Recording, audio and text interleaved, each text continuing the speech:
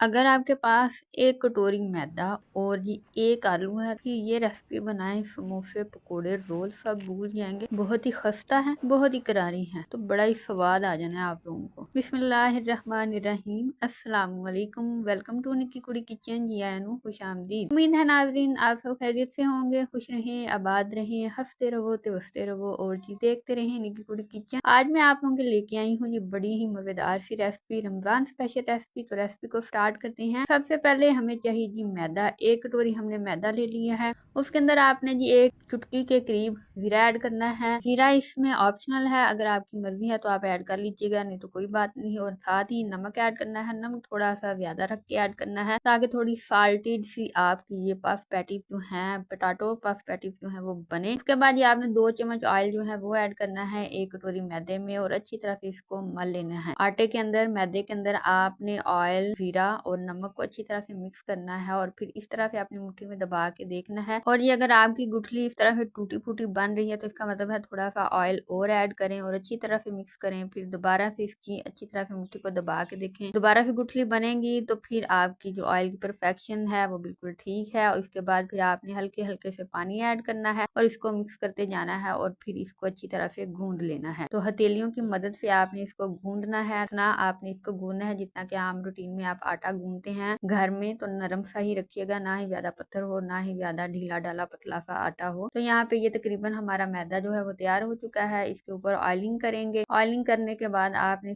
किसी कपड़े में लपेट देना है या फिर किसी चीज के साथ इसको ढाम के तो रख देना है तकरीबन 20 से 25 मिनट के लिए। तब तक आप जी अपना फिलिंग जो है वो तैयार कर लें पोटैटो पैटीज के लिए। तो कोई यहाँ पे हमने अनोखे मसाला जात नहीं इस्तेमाल किया, बट एक अदर मसाले का इस्तेमाल किया है हमने, जो कि मैं आपको बताती हूँ। घरेलू मसाला जात है तो बड़ी मजेदार सी आपने स्टफिंग जो है वो तैयार करनी है। तो अच्छी तरह से आपने क्या करना है, आलू को बॉयल कर लेना है। आलू बॉयल किए हुए आपने अच्छी तरह से मैश कर लेने हैं। तो मैश करने के बाद आपने इसमें हरा मसाला जो है वो ऐड करना है। प्याज बारीक कटा हुआ, 1 अदद हरी मिर्च बारीक कटी हुई और हरा धनिया। इनको अच्छी तरह से मिक्स कीजिएगा। साथ में घरेलू मसाला जात जो है वो ऐड कर लीजिएगा, जैसे कि हल्दी, लाल मिर्च और यहाँ पे हम कुटी हुई लाल इस्तेमाल करेंगे। साथ में आपने खुश्क धनिया जो है वो ऐड कर लेना है। साथ में ये नया मसाला जो हमने ऐड किया है ये है जी खुश्क मेथी, कसूरी मेथी, जो कि हमने घर में बनाई है। अभी आप बना सकते हैं, अभी सीजन है। आप कसूरी मेथी लाएं दुकान से, उसको अच्छी तरह से सुखा लें। पहले काटें फिर सुखाएं और ये 1 दिन में आपकी बन जाएगी और पूरे साल की आप बना के रख सकते हैं। तो आई होप आपको समझ आई होगी और आप आज ही कसूरी मेथी घर पे साफ सुथरी बनाना स्टार्ट करेंगे। तो यूं ही बातों में हमारा मसाला जो वो तैयार हो चुका है। इसमें काली मिर्च, जीरा, नमक और दीगर तमाम मसाला जात जो है वो ऐड किए हैं। यहाँ पे आटा जो है उसको रिफ्रेश कर लेते हैं। तो आपने इसको 2 से 3 दफा इस तरह से रगड़ा लगाना है ताकि ये सेट हो जाए और इसके बल्ब जो है वो निकल जाए। तो इसके बाद इसकी कटिंग कर लेनी है। तो इसके छोटे छोटे से आपने पेड़े बना लेने हैं जितनी आपको पोटैटो पफ पैटीज, खस्ता पैटीज चाहिए। तो यहाँ पे हमने तकरीबन 4 के करीब हमने पेड़े जो हैं वो तैयार करने हैं। 4 पेड़े हमने तैयार कर लेने हैं। अभी आप चैनल को सब्सक्राइब कर दें। अगर आप चैनल पर फर्स्ट टाइम आए हैं और अभी तक चैनल को सब्सक्राइब नहीं किया, ऐसा ना करें, अभी चैनल को सब्सक्राइब करें, बेल आइकन को प्रेस करना मत भूलें ताकि इस तरह की मजे मजे की घरेलू रेसिपीज के लिए आपको बेल नोटिफिकेशन जल्दी से मिल जाए। तो यहाँ पे हमने एक रोटी जो है वो बेल लेनी है। काफी अच्छी सी बड़ी सी रोटी बेलने के बाद आपने ले लेनी है छुरी और छुरी से इसके किनारे जो है वो काट लेने हैं। तो यहाँ पे आपने इसके किनारे जो है वो रख के काटने हैं। इसका एक डिब्बा सा आपने बना लेना है। एक रोटी के साथ आपकी जी तकरीबन 4 जो पैटीज हैं वो तैयार हो जाएंगी। तो 1 बाइट पैटीज हैं ये और इनको आपको अलग अलग तोड़ के खाने की जरूरत नहीं है। एक पैटीज उठाएं, आप साथ में केचप लें, चटनी लें, उसमें डिप करें और जी डायरेक्ट आप इसको इजीली खा सकते हैं, एंजॉय कर सकते हैं। यहाँ पे हमने इसके किनारे जो है वो काट लिए हैं और ये किनारे आपने फेंकने नहीं, इनको फ्राई कीजिएगा, बाद में बच्चों को दीजिएगा या फिर आप फ्राई करके रख लीजिएगा। ईद आने वाली है तो ईद पे आप मजेदार सी खफ्ता सी पापड़ी चाट जो है वो बना सकते हैं। तो इसके साथ आप पापड़ी जो है उसका इस्तेमाल कर सकते हैं। तो यहाँ पे हमने उस रोटी का डिब्बा बना लिया है और इस डिब्बे को अब हम मजीद 4 डिब्बों में तकसीम कर लेंगे और यहाँ पूरा पूरा मैथ जो है वो हो रहा है। थोड़ी सी शेप जो है वो टेढ़ी मेढ़ी सी हो गई है, बट आप दोबारा कर सकते हैं।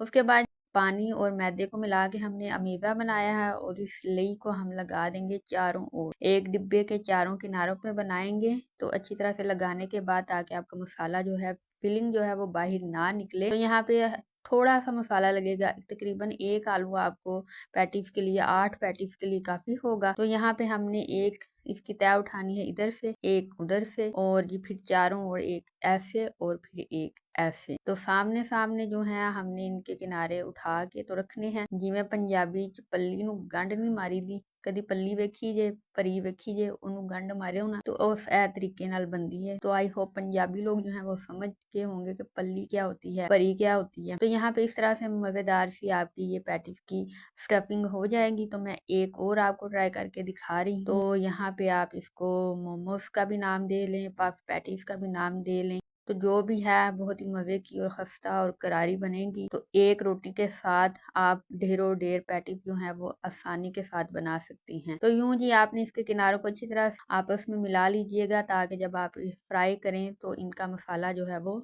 बाहर ना निकले। तो ये रही, तो एक एक करके आपने सारी तैयार कर लेनी है और हमने यहाँ पे तकरीबन 8 से 12 पैटीज जो है तैयार कर ली हैं। तो अब आ जाते हैं इनको फ्राई करने के लिए। तो फ्राई का वही असूल है, आप समोसा फ्राई करें, आप रोल करें, या फिर कि आप पैटीज को फ्राई करें, तो आपने लो टू मीडियम फ्लेम रखना है सबसे पहले, और इस तरह से हल्का हल्का सा आपका जो ऑयल है वो गर्म हो, ज्यादा तपा हुआ ऑयल ना हो जैसे कि अभी रमजान के बाद फौरन से गर्मी तपी हुई आ जानी है, ऐसा ना हो, बल्कि लाइट सा गर्म हो। उसमें आपने पैटीज देखा मैंने ऐड की हैं तो बिल्कुल हल्के हल्के से बबल जो थे वो बन रहे थे। फिर आहिस्ता आहिस्ता से ये शिद्दत में आ गया है ऑयल और ये पकना स्टार्ट हो चुकी हैं, और इस तरह से ये बहुत अच्छी फ्राई होंगी। जो अंदर तक आपका मैदा होता है, जो पट्टी होती है वो पक जाती है, वो खस्ता हो जाती है और क्रंची होती है, अंदर से कच्ची कच्ची नहीं रहती। और इस तरह से अगर आप ये फ्लेम को हाई कर देंगे और हाई फ्लेम पे हाई टेम्परेचर वाले ऑयल पे आप ऐड कर देंगे तो फिर वो काली स्याह होकर बाहर निकल जाएंगी। ਤੁਸੀਂ ਵੇਖੋਗੇ ਚੀੜੀਆਂ ਚੀੜੀਆਂ जी ਹੁੰਦੀਆਂ ने, तो खस्ता और करारी नहीं होती, उनमें लचक होती है। तो इस तरह से वो पकी हुई नहीं, फ्राई नहीं सही होती।